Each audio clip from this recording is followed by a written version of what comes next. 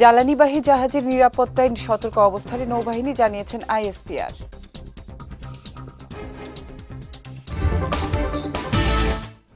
এবং কক্সবাজার সমুদ্র সৈকতে জেলা প্রশাসনের অভিযানে অর্ধশত ভাসমান দোকান উচ্ছেদ।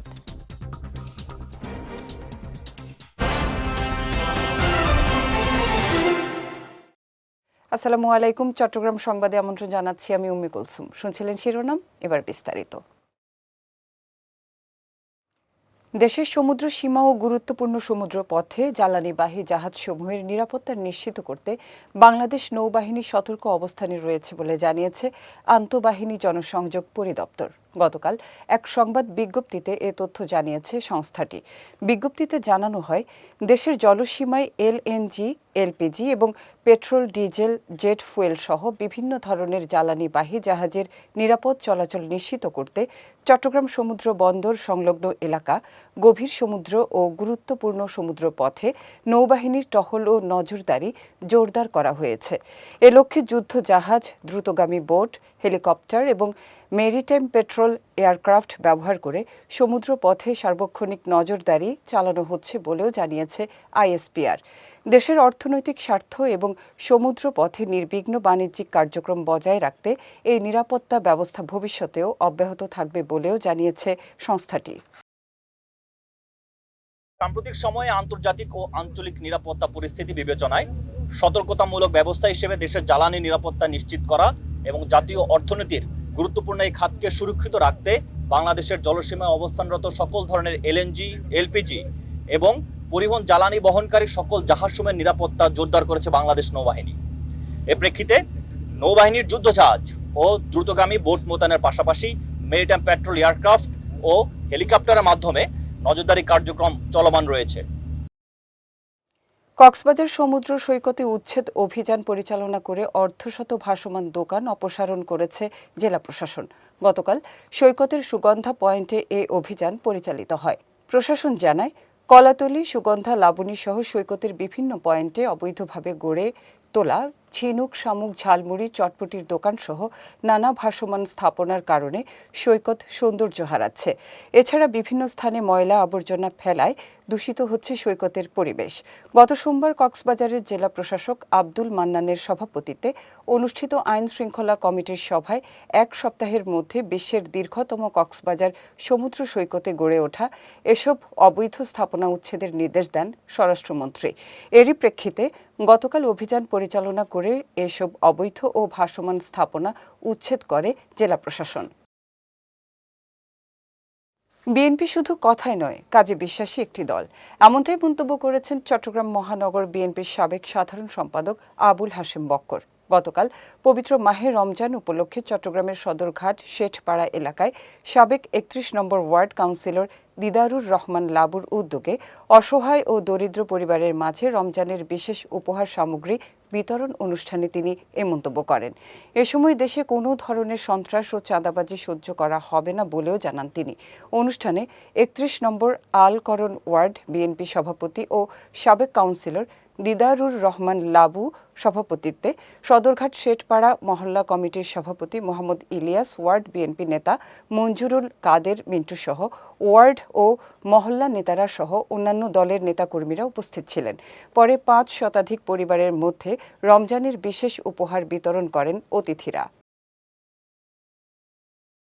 দেশের সকল উন্নয়নমূলক কাজে নারীদেরকে এগিয়ে আসার আহ্বান জানিয়েছেন কাপ্তাই উপজেলা নির্বাহী কর্মকর্তা মোহাম্মদ রুহুল আমিন।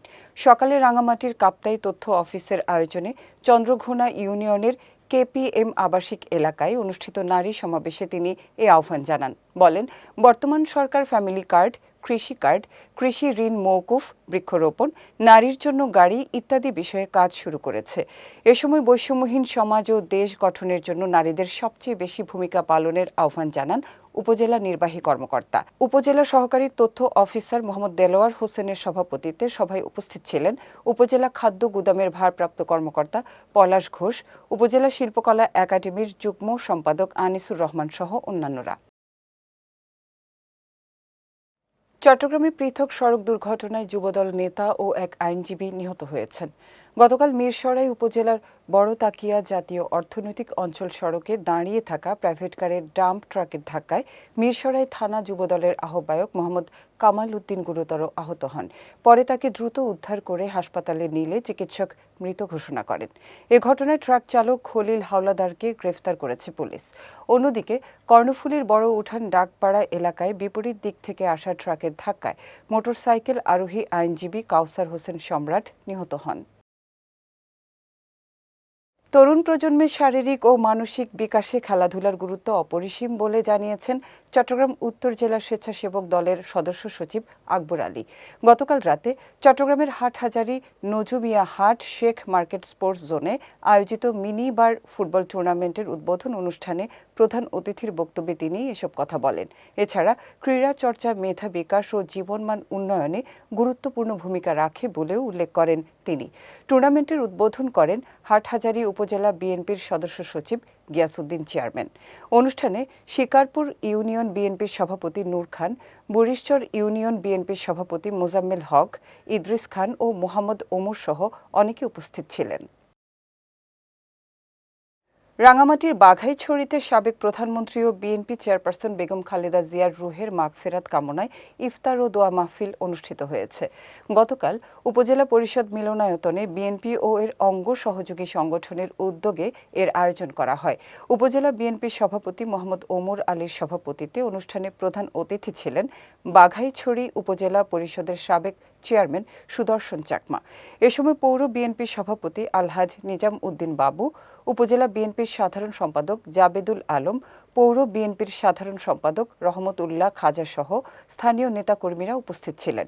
ইফতারের আগে সংক্ষিপ্ত আলোচনা সভায় দলীয় ঐক্য বজায় রেখে দেশ ও জনগণের কল্যাণে কাজ করার আহ্বান জানান বক্তারা। পরে বেগম খালেদা জিয়ার রুহের মাগফিরাত এবং দেশ জাতির শান্তি ও সমৃদ্ধি কামনায় বিশেষ মোনাজাত করা হয়। চট্টগ্রামের সাতকানিয়ার সমাজ হিতৈষী প্রয়াত আহমদুল হক চৌধুরীর স্মরণে ইফতার ও দোয়া মাহফিল অনুষ্ঠিত হয়েছে।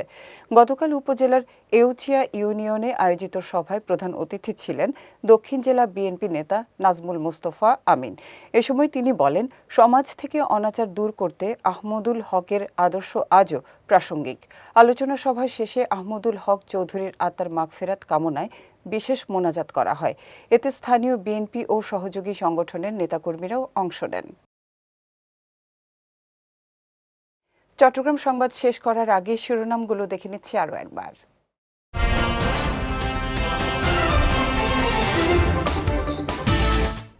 জ্বালানিবাহী জাহাজের নিরাপত্তায় সতর্ক অবস্থানে নৌবাহিনী, জানিয়েছেন আইএসপিআর।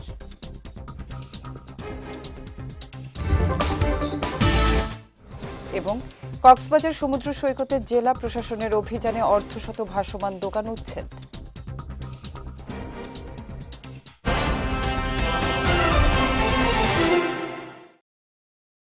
চট্টগ্রাম সংবাদ শেষে আজকের মতো আমি উম্মে কুলসুম আপনাদের কাছ থেকে বিদায় নিচ্ছি। রাত 9টায় আমাদের পরবর্তী বিজয় রাতের সংবাদ দেখার আমন্ত্রণ রইল। এছাড়াও আজকের চট্টগ্রাম সংবাদের ভিডিও দেখতে পারেন আমাদের ইউটিউব এবং ফেসবুক পেজে। আমাদের ইউটিউব হলো youtube.com/BijayTVOfficial এবং আমাদের ফেসবুক পেজ হলো facebook.com/BijayTVLimited। এতক্ষণ সঙ্গে থাকার জন্য ধন্যবাদ সবাইকে।